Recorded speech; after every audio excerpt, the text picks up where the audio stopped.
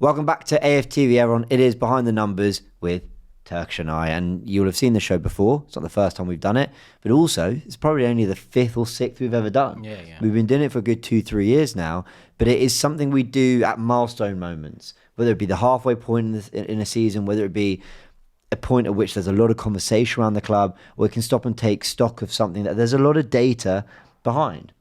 With this, we want to look at Arsenal's season, of which we have been very critical about the things we've got wrong that we take responsibility for. There's certain things that have just happened, and sometimes football, you're just a bit unlucky. So I want to go through it all in Behind the Numbers, get an understanding of some really key data. I think tells us a lot about Arsenal, tells us a lot about how we need to improve for next season. Ready to go into it? Yeah, let's get into it. We still feel a little bit in like post-mortem phase, don't we? I know the Mendy news came out, but I'm in no mood to majorly celebrate it outside of, we're signing him, nothing great, to and celebrate. then we go. Yeah, nothing to celebrate. Yeah, fair enough. All right, I'm going to touch on the more excusey side of things. And I'll tell you why. Because there's been a lot of criticism of the club, because I've been particularly negative over the last few weeks about everything, and I think rightly so, there have also been things that have just happened. And I think let's give Arteta and the team whatever kind of context they do deserve, I suppose, for what has been a bad season. And we've got here an injury table. It comes from physioroom.com.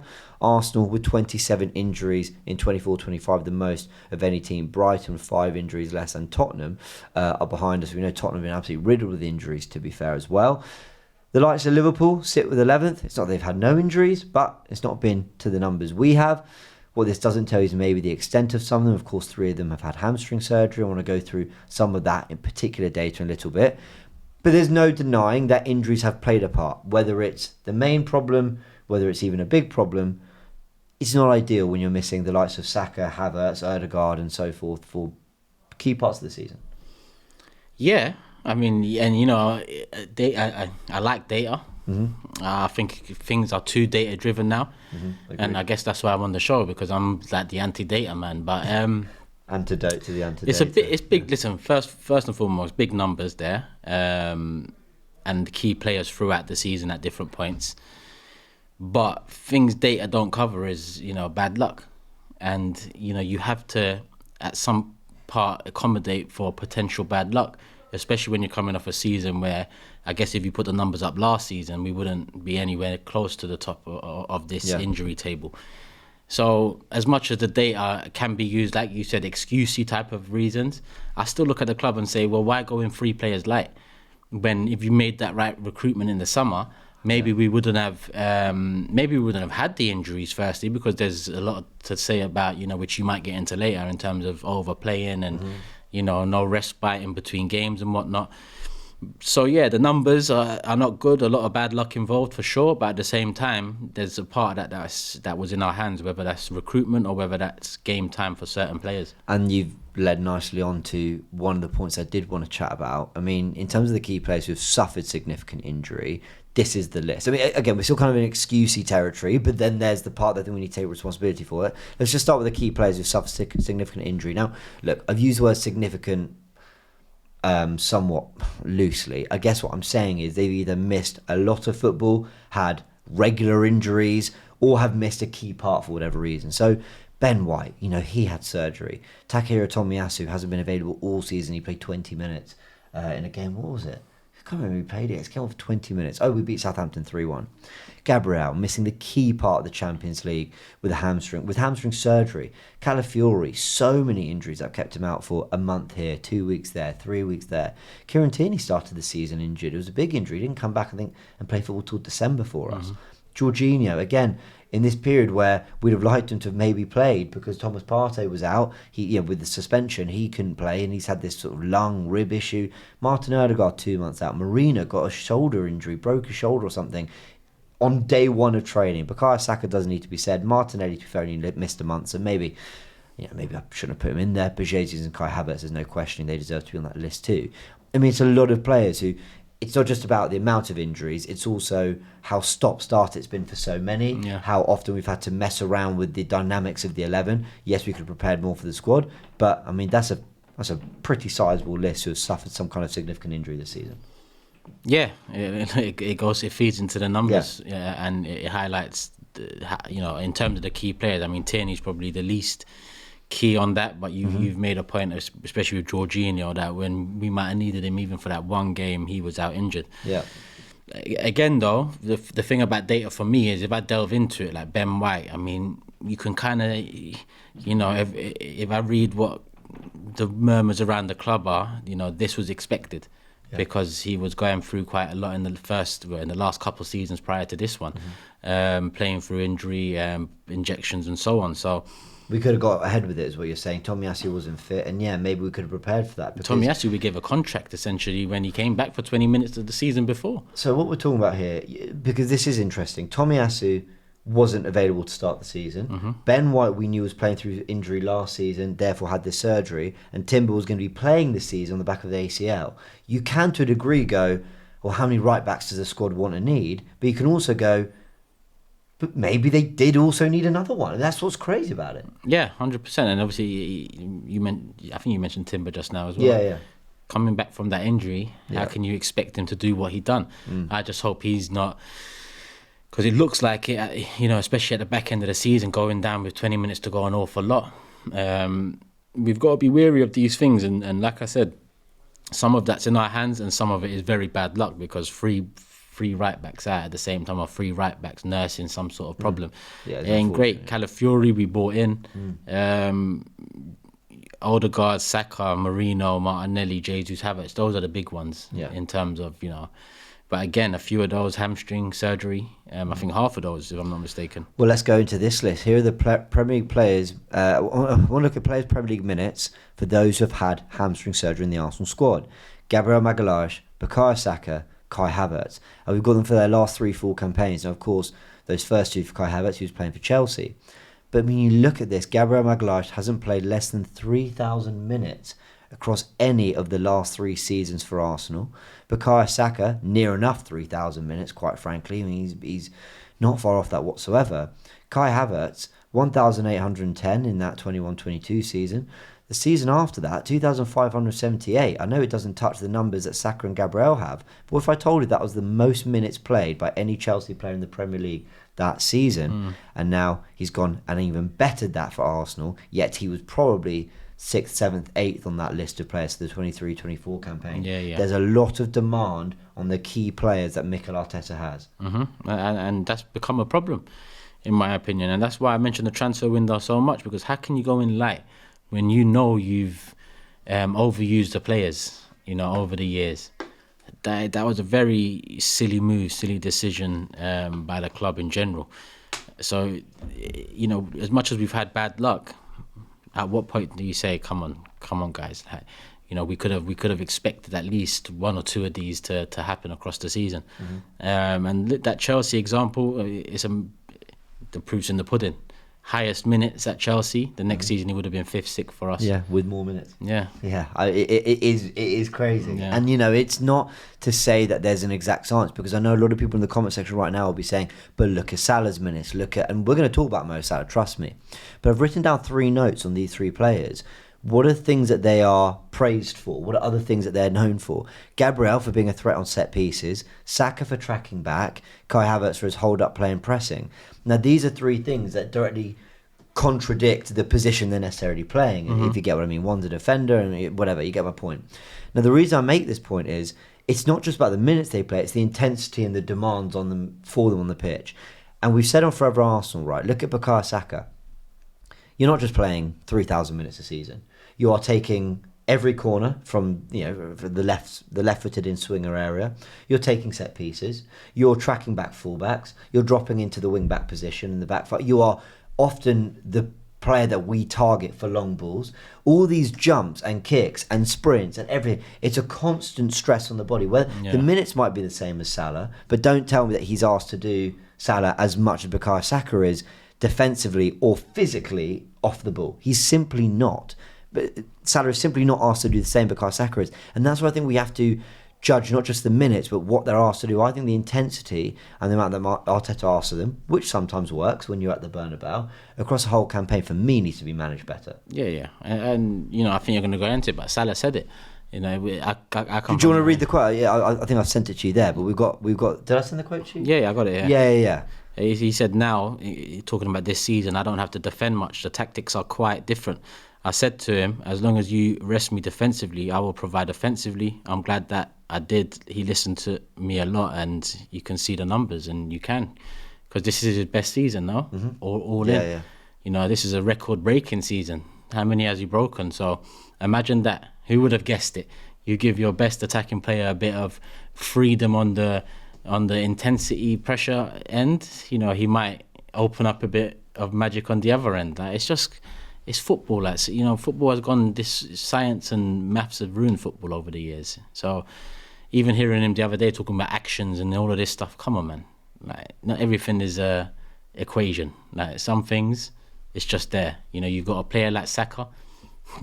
Don't run back, son. When you get the ball, just do what you need to do in the final third. And credit to the lad, because he's managed to overcome that. I think that's something Martinelli and Odegaard haven't overcome.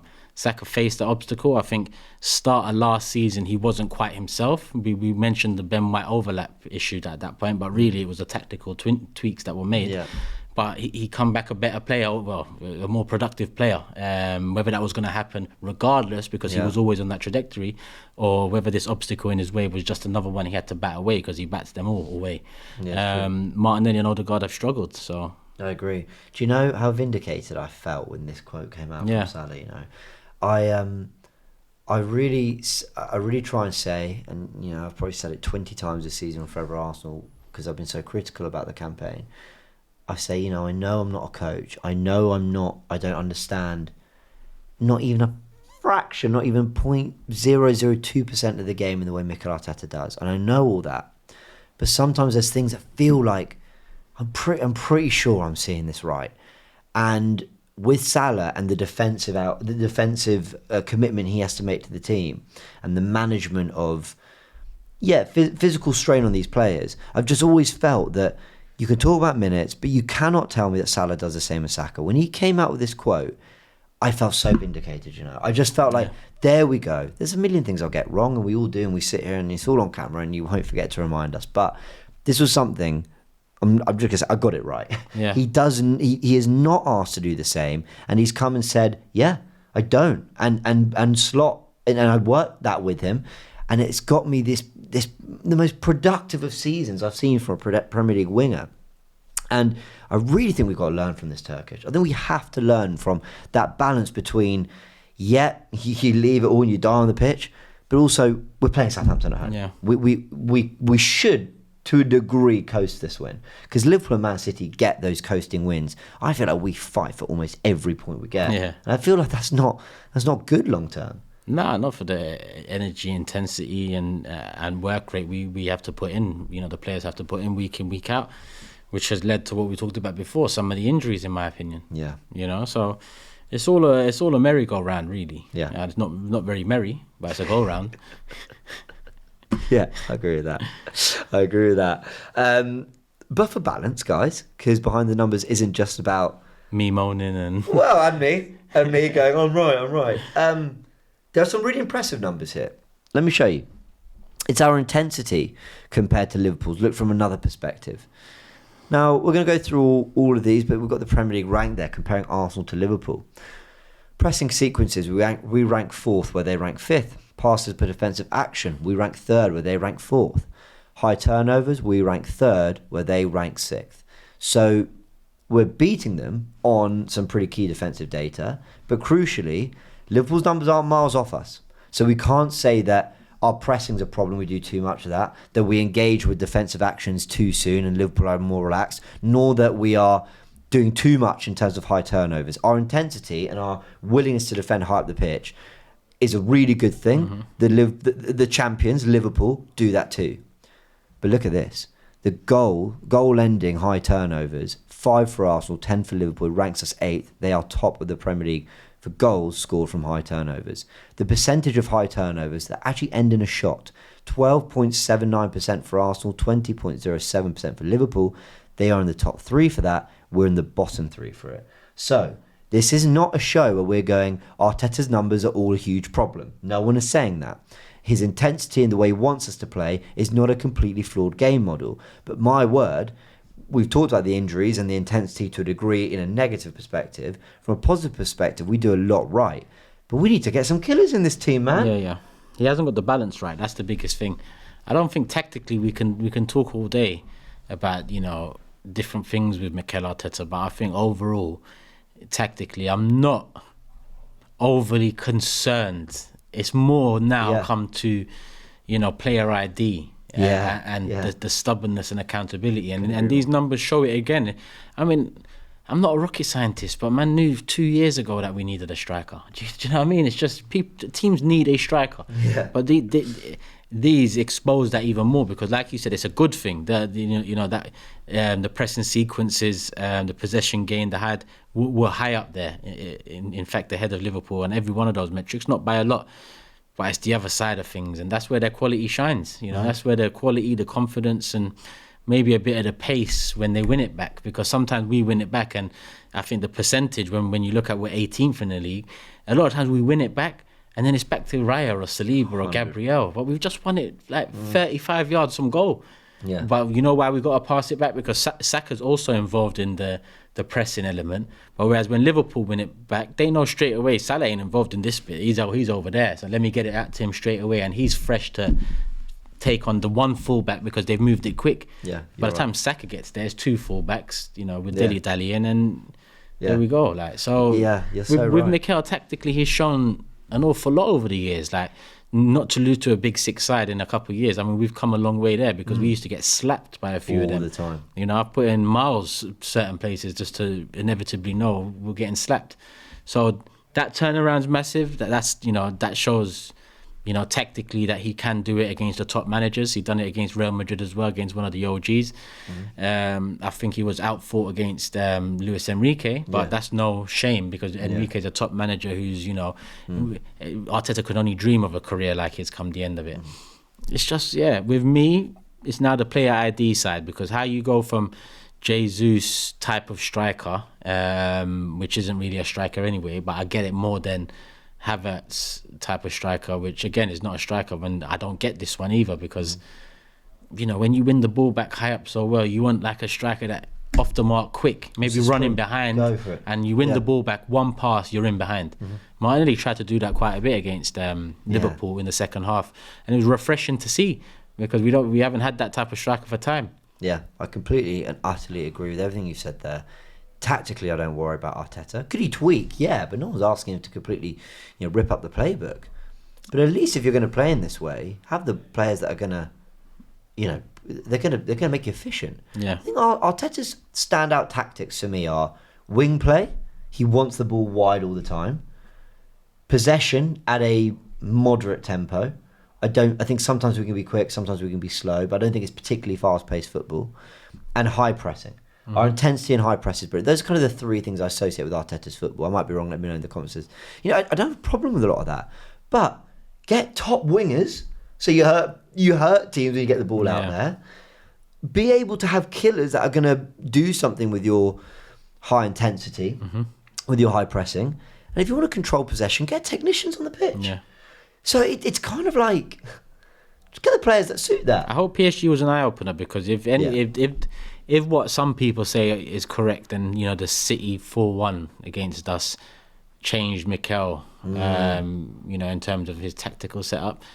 Then hopefully the Enrique PSG job has changed him a little as well because I love Declan Rice, I love Thomas Partey. I think Odegaard two seasons running was quality. This season not so much. Yeah. But Vitinha, some of the moments he had across the two legs, Neves, some of the, they're just, it's a different ilk. Yeah. That's why when Cecil says Declan Rice is technically gifted, I mean, then, come on, like, what are the midfield, like, that mould?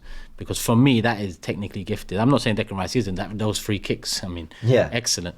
But in terms of midfield, we're missing that in midfield as much as we are missing the attacker to finish it off. Yeah, I agree. I think we need that injection of flair. And I think you can get that either via a 10 and adding Zubimendi, or you can also get that via, cool, you got Partey, Odegaard, but you get that more McAllister type 8 that we were discussing on Forever Arsenal. Just wanted to say to people, the reason this is important, we're saying, I've written 3 notes down. defending can be a form of attack. You know, you can be a team. Jurgen Klopp's teams were fundamentally known for the gegenpress. That was a big thing, and it led to goals. They were kind of seen as this great attacking outfit, but it started with defending. I've written here that if we can't break teams down, can we at least open up games by making more of these opportunities? If Arsenal can get an early goal because Partey has, in the box against Liverpool at Anfield, swung his leg around, won the ball off Curtis Jones, and Trossard's buried it, the game has opened up for Arsenal. Yeah. And imagine you do that at home to a team that are a bit more stubborn. You suffocate them. You're 1-0 up after 15 minutes. The game opens up. Suddenly Arsenal will zip the ball around. Suddenly there'll be space to attack. And then I also mentioned, is freshness a thing? The Salah quote. Is being fresh part of allowing you to do all this? And you just touched on it there. Salah's ready to go. He's ready to burst because he's kind of waiting. Someone wins the ball, bam. It's not to say Salah doesn't defend. Of course he does. But we're talking about balance here, people, and swinging it in our way a little bit. Let's talk red cards. This has been a part of our season. And guys can all see a table here. Total Premier League red cards and the Premier League finish for Arsenal.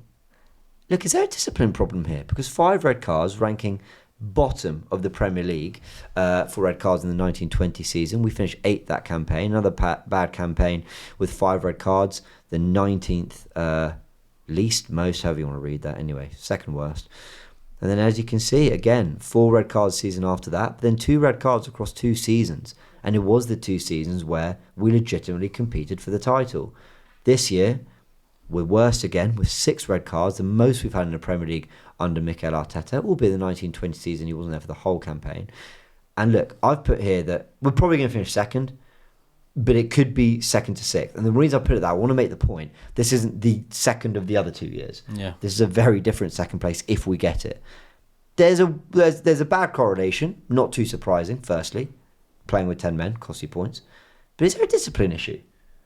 Nah, man, not for me. I mean, discipline issue for me, it entails red cards coming from emotion, maybe. For me, Declan Rice's red wasn't a red or wasn't a second yellow. That could have been dealt with different. I think Trossard's wasn't either. Pretty similar situation, but yeah, that wasn't a yellow. I think they could have dealt with that. And there was one more that I think... The Lewis Skelly red against Wolves was overturned, so maybe that's slightly... That was the one where he fell into the player. No, that was the penalty. That was the one where he tried to make the cynical tackle. Oh, that wasn't a red. 100. That's the third one. That wasn't a red. Yeah, I agree with that. The other ones, I mean, Lewis Skelly, kudos. He was off, professional foul. I don't think that's a discipline problem. I think in the moment, like Saliba's in the moment, shit, this guy's done me. Trossard, shit pass. I need to... One hand over, improvise well. I think it was Evan Nilsson, was it? Yeah. And that one was a red for me as well. But I don't think it's discipline problem. I think it's more, silly mistakes than it is anything. Yeah, you got me thinking about them. So, okay, I agree. Rice, Trossard, nonsense. Lewis Skelly at Wolves, nonsense. The Lewis Skelly one against West Ham, to be fair, there was an angle, and look, it looked like he got fouled first. I was gonna say, guys, I was in Melbourne, like jet lagged as hell, and I remember watching it. I didn't really make a big deal of it, but it does look like Kudus. Yeah, so I hadn't watched it back. I couldn't be bothered. I was on holiday, but I think Kudus did go into him. Yeah, you could argue that, but what Lewis Skelly did, regardless, is a red card. So, yeah, I agree. The Saliba one, I was annoyed with Saliba. I thought that was really kind of silly in the moment, and I actually think the Saliba red against Bournemouth and the Marino red against Liverpool, they really annoyed me because we weren't playing well against Bournemouth. Ball over the top. Just don't foul him. Like, just stay away. Just kind of, if he's going to get the ball first, he's going to get the ball first. You got the recovery pace to deal with it. So I was disappointed with that in the Marino one. So I agree. We're asking the question. I agree there's no discipline problem, but I also agree that you're going to struggle to win football matches if you can't keep players on the pitch. And while we had 2 years of really ironing that out, that's a lot of red cards under Mikel Arteta. Yeah. That's a lot. That is. So worth highlighting. Final thing I want to talk about is output. And I talked about this on the Gooniverse after the first leg, but let's expand it to the 2 legs now. Champions League semi-finalists here, PSG, Barcelona, Inter and Arsenal. What I've got here is all the scorers for PSG, Barca, Inter. Obviously, Saka scored for Arsenal, and I've added the 3 other forwards who are depending on, hence they are in italics. What I've got here is their output. The goals, the assists, and where they rank in this particular list of players. I mean, you can go where you want with this, but the point I'm really trying to make is, on the big stage, when that chance falls to a player on your team on the biggest stage, you want it to be someone who is used to putting it in the back of the net. And hell, Çalhanoğlu has 11 goals and 6 assists. This is Inter Milan's starting 6. They play with a back 3. Dumfries from wing back has 16 goals and assists, the same as Martinelli this season. You know, yes, Saka, I mean, fair play to be in the top 6 after 3 months out with 12 goals and 14 assists. But the point is, these guys know how to put numbers on the board, and that's why they did it on the biggest stage. Quality, magic. You know, that's things that there are no equations for. Yeah. You know, you just let someone, you know, be a bit free, and it can create something. And I think that doesn't only go for a Yamal or a Rafinha in this list. I mean, just look at Inter over the 2 legs against Barca. They knew how to switch it up and go for it a bit more, where Dumfries was one of their main attacking threats for the 180 minutes. Mm-hmm. You know, we have seen our fullbacks be quite an attacking threat too, but Mikel just couldn't unlock that side of things. You know, and who else was it? PSG at the top, where we had first hand. We can see Hakimi's goal. Mm-hmm. You know, he takes it better than most of our front line would. Yeah, you know, bottom corner finish. It's kind of football 101. Cut in, stronger foot, stroke it, bottom corner. You know, every player should be able to do that. But how many players do that for Arsenal apart from Saka? And even then, it's not enough because we're too slow in the transition. We're methodical, and you get us in them positions a bit more, then Saka will be burying. Mm-hmm. Because he does that. He does. I mean, this for me only makes Saka look better. Yeah. Because he actually scored. And shock, Saka's the one who scored in the Champions League semi-final for us. Okay, he missed a big chance, I understand. But he also nearly put one in the top corner of absolutely nothing. Mm-hmm. Because Saka's the one who can deliver this. But he needs more. He needs help. PSG, right? I've got Dembele in that list. But Doué, Barcola, Kvaratskhelia, they all caused us major problems in that semi-final. Yeah. Barcelona don't care who had the ball, they all look dangerous. Ferran Torres has 26 goals and assists. He doesn't start in their first choice front 3.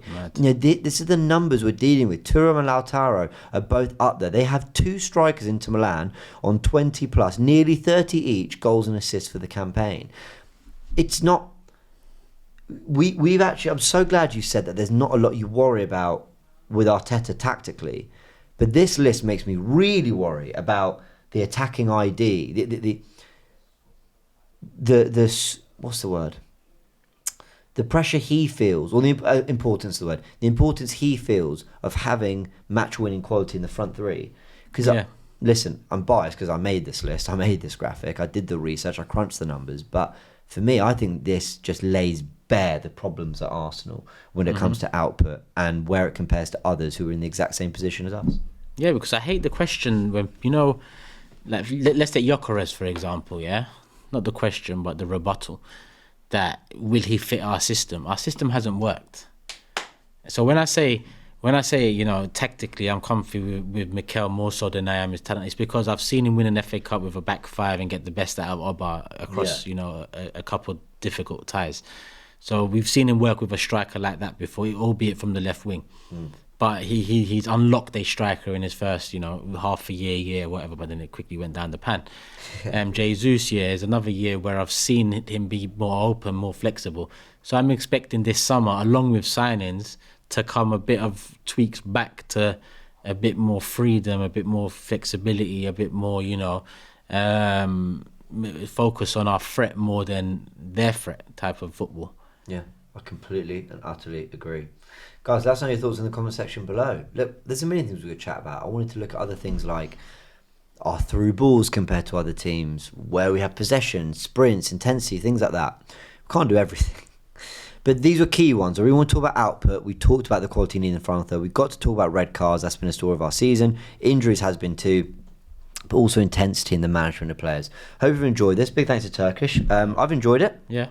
When we do them, it does feel like there's quite a lot to chat about. Yeah. Well, I mean, it's good because, like I said, it's not all data, and I think we got a good balance here in terms of understanding that and bringing the data, but also exposing the data. Yeah. And actually going, the numbers might say something, but when you add context to it, like we did with the hamstring surgeries, then maybe start to look at it a different way. So I agree with that. Big thanks to everyone who tuned in. Half hour of Behind the Numbers there. We'd love to know your thoughts in the comment section below. And of course, in the coming weeks, while we do hope to beat Newcastle and Southampton, while we do hope for transfer news, there will be season post-mortems, what's gone wrong, what's gone right, and all that. We will be discussing it. It's a huge summer for Arsenal, so we'd love to know what you make of everything we've talked about here. Big thanks to Turkish, big thanks to all of you.